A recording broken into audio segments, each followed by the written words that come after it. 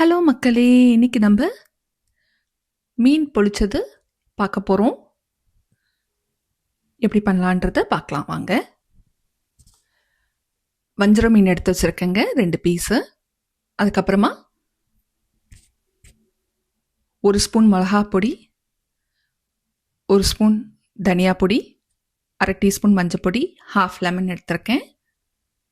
கொத்தமல்லி, பச்சை மிளகா, பூண்டு, பச்சை மிளகா ஒரு 5-6 எடுத்திருக்கேன். இதை நம்ம பேஸ்ட் மாதிரி அப்புறமா அரைச்சி எடுத்துக்கலாம். கொஞ்சம் கருவேப்பிலை, சாம்பார் வெங்காயம் ஒரு 10 ஒரு பொடியாக கட் பண்ணி வச்சுருக்கேன். பெரிய வெங்காயம் ஒரு 1 கட் பண்ணி வச்சுருக்கேன் பொடியாக. தக்காளி 1 அதையும் பொடியாக நறுக்கி வச்சுருக்கேன். இப்போது வாழை இலை, இதை கொஞ்சம் நம்ம தீயில காமிச்சிட்டோன்னா, ரொம்ப தீயில காமிச்சிடாதீங்க, கொஞ்சம் லைட்டாக காமிச்சிங்கன்னா அந்த ஸ்மோக்கினஸ் ஃப்ளேவர் கிடைக்கும் உங்களுக்கு. இப்போது மிளகாத்தூள், தனியாத்தூள், மஞ்சப்பொடி இருக்கு இல்லைங்களா, அது கூட உப்பு சேர்த்து லெமன் 1/2 லெமன் புழிஞ்சு நம்ம அதை பேஸ்ட் மாதிரி பண்ணி வச்சுக்கலாம். இந்த பேஸ்ட்டை ஃபிஷ்ஷில் தடவி நம்ம மேரினேட் பண்ணி வைக்க போகிறோம். இதை பிசைஞ்சிக்கலாம். இதுக்கு பிசைஞ்சிட்டு கொஞ்சம் தண்ணி வேணும்னா இன்னும் கொஞ்சம் தண்ணி விட்டு, கொஞ்சமாக தண்ணி விட்டுக்கோங்க. நிறைய தண்ணி விட்டிங்கன்னா இது தடவை ஈஸியாக இருக்கும்.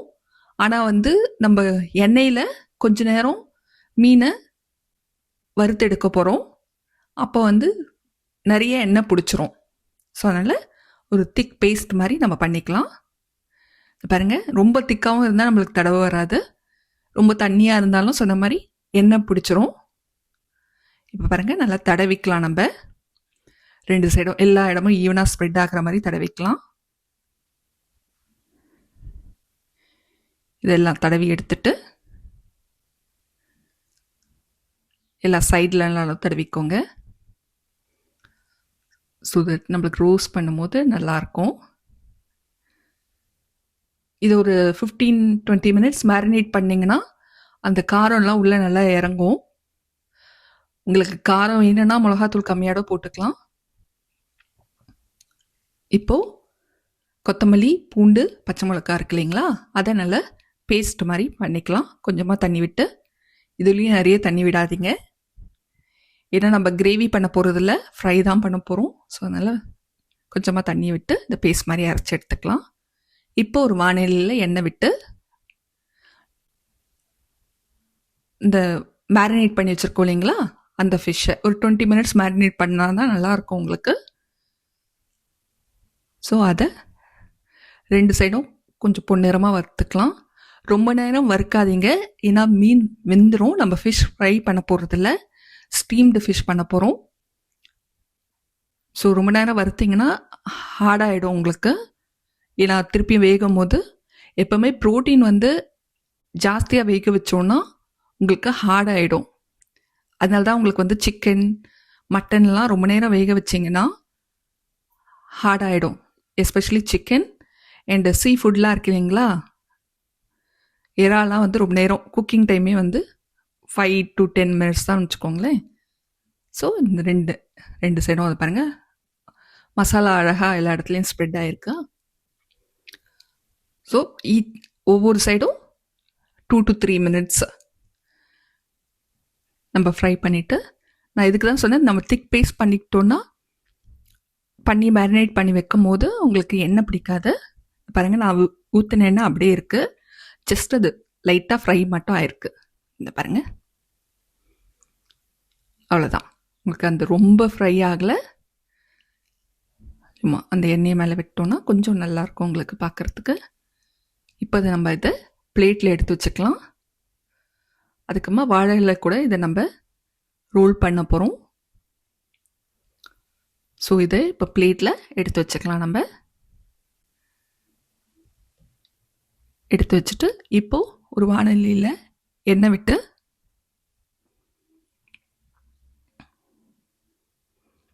கருவேப்பிலை போட்டு வதக்கிக்கலாம். நம்ம நான் தேங்காய் எண்ணெய் யூஸ் பண்ணியிருக்கேன், ஏன்னா இது கேரளா டிஷ்ஷு, உங்களுக்கு நல்ல ஃப்ளேவர் கிடைக்கும். இங்கே பாருங்கள், தேங்காய் எண்ணெயில் நல்லா கருவேப்பிலையை வதக்கிடலாம். இப்போ நறுக்கி வச்சிருக்க சின்ன வெங்காயம் இருக்கு இல்லைங்களா, அதையும் போட்டு நல்லா லைட்டாக பொன்னிறமாக வறுத்துக்கலாம். இங்கே பாருங்கள், நல்லா வதக்கணும்.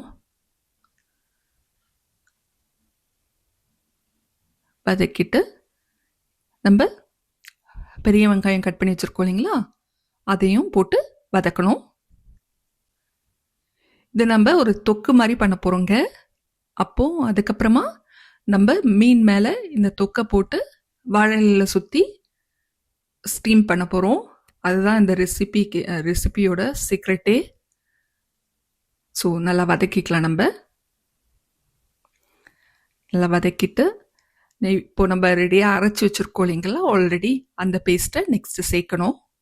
கொத்தமல்லி பச்சை மிளகாலாம் போட்டு அரைச்சி வச்சுருக்கோம் இல்லையா, அந்த பேஸ்ட்டை ரெடி பண்ணி வச்சுக்கோங்க. ஸோ இப்போ நல்லா வதக்கிட்டோம். இந்த பாருங்கள், இந்த வெங்காயம் கலர் உங்களுக்கு நல்லா டிரான்ஸ்லூசண்ட்டாக மாறுங்க. அதுதான் வந்து, இல்லைன்னா உங்களுக்கு பச்சை வாசனை வரும் எப்போவுமே. ஸோ வதக்கிட்டோம். இப்போ அரைச்சி வச்சுருக்க கொத்தமல்லி, பூண்டு, பச்சை மிளகா அந்த பேஸ்ட்டை இதில் போட்டு வதக்கிக்கலாம். நான் பச்சை மிளகாவை நம்ம நறுக்கியும் போடலாம். பட் இப்படி அரைச்சிட்டோன்னா நம்ம பசங்களுக்கெலாம் கொடுக்கும் போது நல்லா இருக்குங்க. நம்மளுக்குமே வந்து சாப்பிடும் போது அப்படியே அந்த மசாலா கூட இறங்கியிருக்கும். அது இங்கே பாருங்கள், உங்களுக்கு வேணும்னா 2 பச்சை மிளகா போட்டுக்கலாம். எங்கள் வீட்டில் கொஞ்சம் காரம் ஜாஸ்தி சாப்பிடுவாங்க. ஸோ அதனால் 4-5 பச்சை மிளகா எடுத்திருக்கேன். நல்லா வதக்கிக்கலாம். பாருங்கள், இது கலர் மாறக்கூடாதுங்க. நல்லா பிரைட் க்ரீனாக இருக்குது பாருங்கள். ரொம்ப நேரம் வதக்குனிங்கன்னா கலர் மாறிடும். இப்போது தக்காளி சேர்த்து நம்ம இன்னும் கொஞ்சம் வதக்கிக்கலாம்.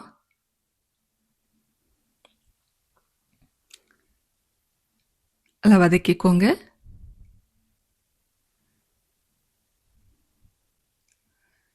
பாருங்க,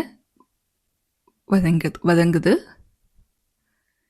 இது ஆல்மோஸ்ட் நம்ம தக்காளி தொக்கு பண்ணுவோம் இல்லைங்களா, அந்த மாதிரி தக்காளி தொக்கில் நம்ம கொஞ்சம் தண்ணி விடுவோம். இதில் நீங்கள் தண்ணியை விட தேவையில்லை. தண்ணி விட்டிங்கன்னா உங்களுக்கு ஸ்டீம் பண்ணும் போது மசாலாலாம் பிரிஞ்சிரும். ஸோ தண்ணி விடாதீங்க. பாருங்க, நல்லா வதக்கியாச்சு. இப்போது நம்ம மசாலா ரெடியாக இருக்குது. கொஞ்சம் உப்பு போட்டு இன்னும் கொஞ்சம் வதக்கிக்கலாம். அதை எடுத்து வச்சுருங்க. இப்போ வாழை இலையே நீங்கள் கொஞ்சம் தீயில காமிக்கலாம், கொஞ்சம் நல்லாயிருக்கும் அந்த ஸ்மோக்கி ஃப்ளேவர். இப்போ அந்த வாழை இலை மேலே நம்ம அந்த மசாலா வதக்கி வச்சுருக்கோம் இல்லைங்களா, வெங்காயம் தக்காளிலாம் போட்டு அதை கீழே வச்சுட்டு மேலே நம்ம வறுத்து வச்சுருக்க ஃபிஷ் எடுத்து போட்டுட்டு அதுக்கு மேலே இந்த வதக்கின மசாலா இன்னும் கொஞ்சம் இருக்குது, அதையும் போட்டு நல்லா இதை நம்ம சுத்த போகிறோம். இதை பாருங்கள், எல்லா இடத்துலையும் ஸ்ப்ரெட் ஆகிற மாதிரி தடவிக்கோங்க. ஸோ இதை மடித்து விட்டுக்கோங்க. உங்களுக்கு வேணும்னா நூல் போட்டும் சுற்றிக்கலாம். இது நம்ம நல்லா மடித்து விட்டோம்னா அப்படியே நல்லா உங்களுக்கு ஃப்ரை ஆகும். இதை பாருங்கள், நான் மடித்து வச்சுக்கிட்டேன். இன்னொரு ஃபிஷ்ஷும் அதே மாதிரி ரெடி பண்ணி வச்சுக்க போகிறேன். ஸோ இன்னொரு ஃபிஷ்ஷையும் எடுத்து ரெடி பண்ணி வச்சுக்கலாம். இந்த பாருங்கள், 2 ஃபிஷ்ஷையும் ரெடி பண்ணி வச்சுக்கிட்டேன். இப்போ ஒரு வானிலையில் கொஞ்சம் எண்ணெய் விட்டு, நான் இதுக்கு எல்லாத்துக்குமே கோகோனட் ஆயில் தாங்க யூஸ் பண்ணேன், தேங்காய் எண்ணெய் யூஸ் பண்ணேன்.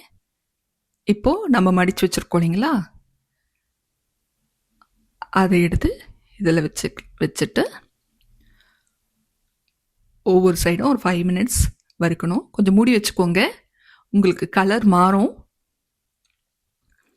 அதை ஏன் எண்ணெயில் நம்ம ஊற்றி பண்ணுறோன்னா கொஞ்சம் நம்மளுக்கு ரோஸ்ட் ஆகும். எண்ணெயை நம்ம டைரெக்டாக ஃபிஷ்ஷில் பண்ணல, இந்த வாழையில் அது எண்ணெய் கூட ரோஸ்ட் ஆகும்போது உங்களுக்கு நல்ல ஃப்ளேவர் கிடைக்கும். இதை பாருங்கள், மேலே வாழையில கலர் மாதிரி இருக்குது. இப்போ திருப்பி போட்டுனே ப்ரௌன் கலராக இருக்குது பாருங்கள், நல்லா இருக்குது. இதை வந்து மீடியம் ஃப்ளேம்லேயே பண்ணுங்க. ஹையில் வச்சிங்கன்னா வாழையில தீஞ்சிடும். அப்புறமா அந்த ஃபிஷ் வந்து சரியாக ஸ்டீம் ஆகாது. ஸோ அதனால் மீடியம் ஃப்ளேமில் வைங்க, ரொம்ப ஹை ஃப்ளேமில் வைக்கக்கூடாது. திருப்பி நம்ம மூடி வச்சுட்டு 2 சைடும் நல்லா ப்ரௌனாக இருக்கும்.